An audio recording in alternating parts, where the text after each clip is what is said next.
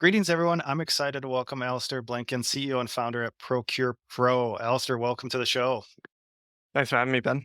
Hey, great to have you here. Let's dive right in. Tell us a little bit about your background. Yeah, I used to be a lawyer back before I saw the light and decided to get into tech. I'm almost a second time founder. We had an initial tech company back in 2017 that got killed by COVID, and that transformed into Procure Pro when COVID hit. We pivoted, and I've been doing Procure Pro for the last 3.5 years. Oh, awesome. So, lawyer turned founder. Love that. And tell us, since you mentioned it, it's almost second time founder. So, first startup killed by COVID, because we know in the pandemic, some SaaS companies just skyrocketed. Some had a tough time based on what they're targeting. So, tell us, well, what happened with that first startup? Yeah, I used to be a commercial real estate lawyer. We were building a highly verticalized contract management platform specifically for the real estate industry. And it was almost a good problem to solve, but a little bit of few challenges on the go-to-market side of things. So there's a network effect when you're trying to get landlords, tenants, and their law firms all on the one platform. It's everyone's terrified of the other parties needing to play ball. So there was definitely an opportunity there, but slowness in sales. And inevitably, what happened was we launched a product a couple of months before COVID, and then all the commercial landlords, they don't care about business improvement software when their tenants don't want to pay them rent. So Yeah, yeah, unfortunate timing. Well, yeah, appreciate you sharing that experience. It's always good lessons learned in that process. So let's talk about your let's just say yeah, your second startup here. So tell us a little bit about what Procure Pro does. yeah, absolutely. So we pivoted from commercial real estate into construction, so adjacent vertical and solving a really similar problem. So Procure Pro is a procurement software for the construction industry, in particular major builders or general contractors in US terminology. So we help general contractors procure all their subcontractors into a platform. So sort of the old way of working is slap together 10 or 15 different spreadsheets, Word documents, emails, shared drives. And what we do is we bring that all into one place. It's a bit of a gap in the construction tech ecosystem. We make things about 50% faster, and then you get the normal enterprise software stuff, visibility throughout the whole life cycle, and that's some pretty unbelievable reporting as well. Okay, great. Tell us what's the maturity of the software category? Are you moving prospects from spreadsheets onto platforms? Are you replacing existing software? Where is this category right now? Yeah, I mean, construction tech, there's a couple of leaders in the space. Aconex, an Aussie company, got acquired by Oracle. Procore is really well known out of the US. Autodesk has a big construction cloud. So the maturity of construction tech is pretty good. And there's some big platforms doing a lot of things. The niche in the space where we live is it's relatively untouched for the most part. Tendering or bid platforms, can we solicit quotes in almost a marketplace style platform does exist and has existed for a long time. But procurement is actually a broader process than just kind of the back and forth of can we get prices in. So there's a whole sort of project management planning aspect to it at the front end of if we need 50 subs on this, $250 million, office tower we're building, how do we plan all of our lead times to make sure that we get them, in time before we need them? How do we project manage that all the way through? How do we draft up a scope, a huge commercial document of what needs to be done before we go out and get our prices? Do these really, really complex price analyses that can be thousands of rows, get it signed off by the business, a whole lot of compliance that goes with it, and then it sort of becomes almost a contract management platform at the other end. So that's sort of a bit of a description where you've almost got an Asana style project management platform. You've got a bid platform, you've got a contract management platform, and you've got a BI analytics platform all in one. And then I suppose what we do see in construction tech is instead of horizontal bits of software winning that's service multiple industries, it's really highly verticalized. And the reflection of that is it's a pretty unique industry with some non-common sense sort of language and concepts, which is means there's this real verticalized software play that manifests. Okay, and so your customer is the general contractor who comes onto your platform, who then invites all the subcontractors to participate in the platform. Is that right? Yeah, yeah, they invite them to participate, but I mean, there's a huge amount of workflow even on the GC side. So taking our lessons learned from the first startup, we actually built the workflow side of the platform before for about 2 years before we even invited the subs in, so that the platform sort of gives that 10x value and stands up in its own right, takes away the fear of hey, we need the subs to play ball to make this thing work, and then when you do invite the subs in, it's really cream on top. Okay. And tell us a little about your pricing model. How does pricing work for the platform?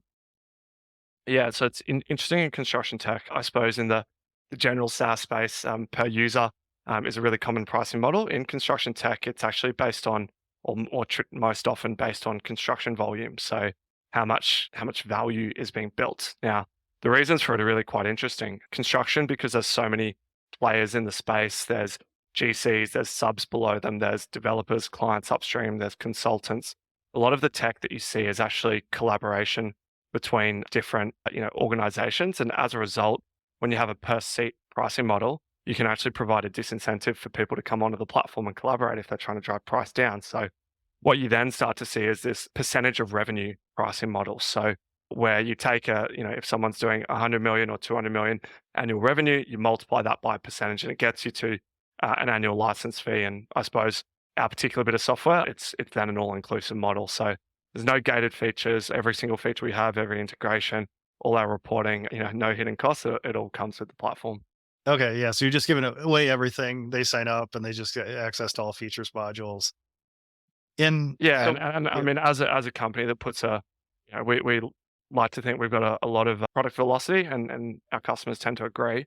I think that's a real, it's a real selling point for our customers that not just the platform today, but it's, when the tech's kind of doubling in size every couple of years, it's sort of you pay a price and there's a whole lot more coming in the mm, pipeline, and we've got that track record of delivery as well, not just the roadmap that exists on paper, but not in reality.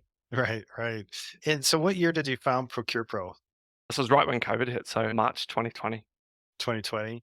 And okay, so March. And so how fast was that pivot from your first startup to this? Was it just right away you knew, hey, this is not working, we're shutting it down and starting this, or was there some time in between as you figured out that next step?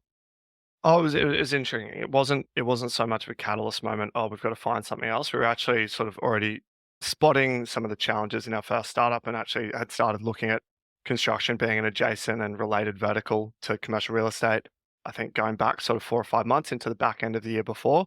And then the thing that was, almost a perfect storm about COVID was it completely shut the commercial real estate side off, which forced us, or it really gave us a free swing opportunity to go, hey, we've been talking about doing this construction thing.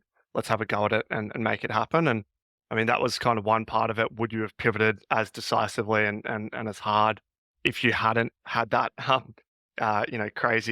crazy moment in time? But then also the other thing was it brought one of my longtime construction mates home from overseas who was having a year off after a decade in construction, and he came back due to the pandemic as well. And it was at first, "Hey, can you give us a day? We're thinking about doing this thing." And then he's, a co-founder of the business now. So Okay, that's great. So interesting. So really, the pandemic kind of sealed it, but you were already thinking of that pivot just based on, like you said, what you saw, the challenges that you were seeing, and then the pandemic hits, and it okay, let's now yeah completely make this move. challenge is an opportunity. Like you Yeah. look adjacent and you see, hey, there's a similar looking problem in a much bigger space with more customers, higher dollar values. And one of the great things about construction and construction tech is that, the people involved are very, very practical. They're taught dollars and cents and their projects are on a timeline. So if you can provide value that, there's some real sort of impetus to buy. And I think also construction gets a bit of a bad rap that, it's a laggard, it's behind that, people don't want to change. That, no doubt there are sections of the industry like that, or there might be, single dwelling house builders, running off a notepad and a mobile phone, and that's totally fine because that works for them based on the complexity of their business. But some of the large scale commercial builders, turning over, hundreds of millions or billions of dollars in construction are really sophisticated in some of the tech that they're using, and there's a huge appetite for this sort of stuff as well. That's going to improve the productivity of their workplaces. Yeah, makes a lot of sense. And then where is your company located? Do you have a headquarters? Yeah, so we're based out of Australia. So most of our teams, that myself and another co-founder have just relocated to the UK off the back of this capital raise as our first big expansion market. So we're in Australia and New Zealand, but then the UK has been firing up for the last couple of months. So getting the local team enabled, and then 2024 is going to be a really big year. Okay, yeah, that's exciting. Yeah, I love that. And so what is your current team size? So at roughly 40, we'll probably be at close to 50 by the end of the quarter and close to 65 by the end of the year. Okay, love to hear it. So hiring, so 40 now, 50 by the end of the quarter. And anything you want to share around your current revenue size, ARR range? Well, I suppose we're at a few mil in revenue. We've grown. I suppose Aussie companies have got a bit of a reputation for being pretty capital efficient. So we're having a chat obviously before this, before we went on air, Ben. One of the things that we've done well as a company is really lent into our SaaS metrics, and that means when we met a couple of years ago, reading your blog posts, restructuring our P&L, and really kind of doing all of the legwork that made kind of the raise process easy, but then easy to run a good business. So whilst we're at a couple of mil in rev, we've also done it, in an incredibly efficient manner. So LTV to CAC is sort of 50 plus. Payback period is 3 months because we get cash up front. I think burn multiple is typically sort of below zero 0.5. So there's kind of some really good SaaS metrics, underpinning this. And then I think that really comes back to the quality of the product market fit, and the level of focus we've been able to have as a team. Oh, great. Love to hear that. Building that foundation now. So now you're ready to scale. Love that. And tell us a little bit of, so you're going after general contractors, I assume of varying size from, I don't know, local, regional, then they're global contractors. Tell us a little bit about your go-to-market motion. Like, who are you seeking out in these companies to prospect? Yeah, so I mean, it's a we've got a focus as a business of sort of mid-market up to enterprise, and we don't go after yet the mega sort of contractors, real large scale multinationals who operate in the infrastructure spaces. A few of them do come and talk to us, but it's obviously a much harder, sale and implementation motion, even if you do get it over the line. So we'll get there at some stage, but the go-to-market has been very much through that mid-market and upwards, and that's means speed of sales cycle, speed of value delivery, and sort of predictability of success as well as then we've got a bunch of national builders on the platform, large scale rollouts. So really developing that enterprise muscle as well. In terms of actually how we sell to them, it's a top down approach. So call the CEO, out of the blue, it's fine. You get It's an industry where there is a lot of word of mouth, so your reputation does travel. So most people have heard of you. So it's an ability to go top down, which really drives velocity through the sale and the implementation side of things. Some people in construction tech, they will do a bottoms up approach when you can sell to a project. But the thing that's kind of a little bit peculiar about our software is there's an approval workflow, which goes through the middle of it, which can go from a cadet at the bottom of the organization to a CEO up the top, and could be, three, four, five, seven, 10 sets of hands in between. So if you've got that sort of behavior, you can't just sell to a project manager if it's going to then touch the highest realms of the executives. So a little bit of a forcing function there by nature of what's going on, but also there's sort of positives to that in having that top down approach, because it means you're not in pilot purgatory or trying to then sell upwards, which has its challenges. In what kind of sales cycles are you seeing? I assume this is months and up sales cycles to sell into these construction companies. Yeah, it's interesting. So we've done a fair bit of an analysis on it. It's sort of 2 to 3 months on average. Time from, of the sales cycle while you're in motion versus first engagement naturally differs. Like you might meet people, a couple of years before on the journey, particularly as you're building, who don't buy immediately, but it's a couple of months on average at the enterprise, really range when you're talking sort of 500 staff and above. That sort of stretches out to over 6 months. And practically, we've sort of typically known them for a couple of years. And then I suppose what's interesting and sort of an incentive to lean harder on marketing is when you get inbound, it actually drops to a couple of weeks, which shows really that buying intent of the organization. So invest more in marketing with that high LTV to CAC as well. Yep, can't hurt. And let's switch to the fundraising front. So how much capital have you raised to date? So we did a 2.2-ish million. This is Aussie numbers, so call it 1.7 US seed round. That was a couple of years ago. And most recently, we've done a 6.1, so call it 4-ish mil US, which started as a post seed. We ended up raising a little bit more than we intended to, and probably call it a small Series A at the moment. So raised that off Tree Ventures led it, which is one of Australia's leading venture capital funds, who's invested in Canva amongst 7 or 8 other unicorns, as well as the former founders of Aconex, who got acquired by Oracle for 1.6 bill back in 2018.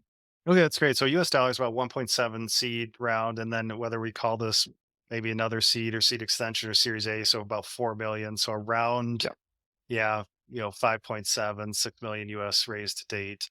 And so tell us, about the seed and Series A. Did you see any triggers or milestones that led you to those raises? I think when we go back to seed, it was obviously like we're heavy in R&D. It's a big enterprise product. We sort of wanted to think you could build the MVP, monetize one part of it, but because it's a big workflow platform, you kind of needed to go 15 months in R&D before anyone had getting close to an enterprise contract. So that was out of necessity, but also sort of strategic opportunity, getting a lot of as an angel round with insiders from the industry that were really helpful, to influence, our product and to help with that initial go to market.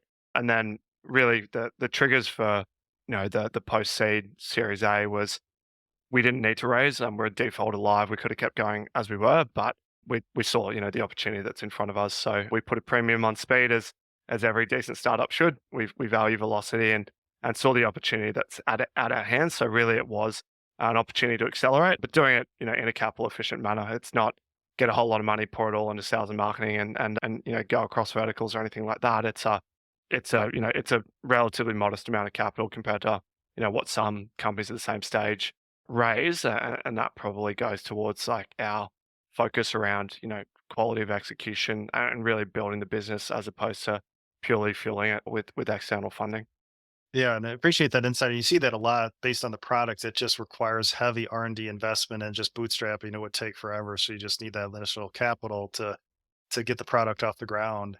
And then I in think yeah, what's interesting about the UK side of things, though, right, is that you've essentially put all this money into R&D. You've then gone to a market on the other side of the world. So you sort of you got that northern hemisphere, southern hemisphere. It's going to mean your revenue's flatter throughout the course of the year, and then you're building a commercial team, which should be pretty profitable pretty quickly. So that really changes the financial complexion of the business as well. yeah, definitely. And then in your seed and Series A, any fundraising lessons that you learned along the way? Yeah, absolutely. So one of the big things that I always tell people, it's 99% in the preparation. So sounds like pretty basic advice, and it is. It's you get all of your work done up front, then obviously the fundraising process goes a lot more smoothly. So um, what we did, which was incredibly well received by the investment community, was we basically prepared long form FAQs. So we had a sort of a massive 10-page document with links, models, videos, sort of throughout the whole thing, so pre-prepared. So when anyone, well, basically we sent a deck in our FAQ and said, here's the materials, go and read it. And it served to basically show the investment community just how prepared we were, which the response was positive. People saying these are either the best or sort of the top 5% materials we've ever seen. And then it also serves as a bit of a qualification exercise of who reads the materials. And that's a pretty good guide for yourself around, who, we want to spend time on. So that's the I suppose one of the things that we did really well, and we're actually working with our VC at the moment, Airtree, to open source a lot of that stuff, which should be coming to the SaaS community in the next month or two. Oh, that's great. And that does come about a lot, a lot of preparation, right? You're either fundraising or you're not. And then, but this is the first I've heard of that is the long form FAQs. So that actually is the first time this has come up in one of these conversations. So that's really interesting is just getting all that material out ahead of time just to maybe answer questions that would come up in a normal conversation. So I assume you can then have better quality discussions when you do meet with those investors. Yeah, and I mean, at the end of the day, if someone's going to diligence you, they're going to ask you like how your market sizing works, and you're going to have to have they're going to ask you it in writing. You're going to have a written explanation. You're going to have a bottoms up model, not a finger in the wind, top down model. They're going to ask you about your pricing model again. So you're going to have to do all that work, whether you like it or not. Yep. So it's kind of just, do you want to do it, ahead of time when you've got time to think, or do you want to do it when you're trying to work a funnel, of 100 plus people and a whole lot of contacts and run a fundraising process and drive it through to completion. So kind of seems obvious when you paint it like that, but Mhm. there's obviously a lot of work to make it happen as well. Yep. And based on the current stage of your business, Alistair, do you have a favorite number or metric that you're focused on to manage the business? Look, I think growth rate probably more than anything. If you're trying to grow $1 billion business and impact the world, I mean, from a sort of a mission perspective, like we're on a mission to save 1 billion hours worth of construction administration, and we're well on our way. We've got some metrics around that, which we really do focus on. But then if you look at the purely sort of financial side of things, if you're going to build $1 billion company, are you going down the triple, triple, double, double, double? And maybe you don't quite hit those numbers, but we're at least trying to double, if not more, every year. So sort of looking at those growth rates and looking at it out ahead around corners and go, are we making the moves today that enable hitting that growth and not getting stuck? So, at a couple million in rev, where you're going to be by the end of the year. Where do you need to be in 2 years? We got to be, you know, planning a couple of years ago about which we were about making the UK move, a couple of months ago, which means what's the product need to look like in terms of regionalization so we can hit the ground running? What's the team need to look like in terms of succession hiring so that we can send, founders overseas? What's the balance sheet need to look like so that we're comfortable and actually able to execute that plan? And that means today we've got to plan out what's the org structure look like in, you know, a year or two's time if we're going multi-product, which you typically need to do in vertical SaaS players. But then we've got to think about what those moves are today to be able to enable that. Okay. Yeah, appreciate that. And backing up to a little bit to the seed round, when you initiated the seed round, did you know people? Did you know VCs in your space? Did you cold email a bunch of investors? How did you initiate that seed round? No, we were, or I mean, I had plenty of sort of VC contacts, investor contacts in the industry, sort of precipitated a little bit by, construction folks in the industry had sort of seen what we're doing. Sort of they just got it straight away compared to say the investment community when you're trying to educate about a domain that they don't necessarily understand. We sort of just signed our first couple of enterprise licenses, so it's certainly been enough to get a seed round away in the US. The Australian investment community is probably a little bit more conservative by nature. So we did talk to a few VCs, but we actually strategically wanted to do an angel round because, we took the view that getting 2025 people from industry could have a lot more impact than, one or two larger checks at the stage that we were at. And that was certainly right. I sort of mentioned this recently to a few people, but there's a company called PayApps, which is a construction tech company that just got bought by Autodesk recently or agreement to acquire. And some of the founders and senior staff there have been hugely influential in our journey. So picking up the phone to them randomly, off through LinkedIn when we first got going, to mentorship, to a few of them writing a check and sort of helping us through different stages of the journey as a business who'd sort of seen you know been in the space and really gets it. People like that are incredibly helpful, as well as a raft of others, in the camp. Yeah, that's great to hear. Appreciate that insight. And then as we wrap up here, what's coming up next for Procure Pro? Execution. So, I mean, we've really it's about building the business side of things, which is a huge focus. Now, naturally, there's a growth strategy, double double, and keep going. But really, it's dominate at home, grow really good foundations in the UK, make those moves around whether it's the next country, the next product, and then beyond that, build the people, operations, processes that sustain building a really great place to work. So we're really proud that we've won one of Australia's best startup employers in our category. Last year we had an ENPS of, so we've done well, but that requires concerted effort. So we've got a fantastic team that it's that, everyone's contributed to what, a really strong business that we have to date. And, to build something, iconic and noteworthy, both in terms of, construction tech and global technology, global SaaS companies, also means a continued focus and execution. And the big thing is really building scalability into the business side of things, not just the product or the go to market. Yeah, yeah, definitely. You got to scale, got to execute. So love that. And I also really appreciate your time today, sharing your experiences. If listeners would like to learn more about Procure Pro, where should we send them online? Yeah, .co, not .com, or hit me up through LinkedIn. I'm pretty active on there as well. So we'd love to hear people if they're listening. And yeah, would also like to sort of reiterate my thanks to you, Ben, as well. Like part of this, publicity that we're getting at the moment around the fundraise is due to what's happened and some of the formative steps I mentioned earlier.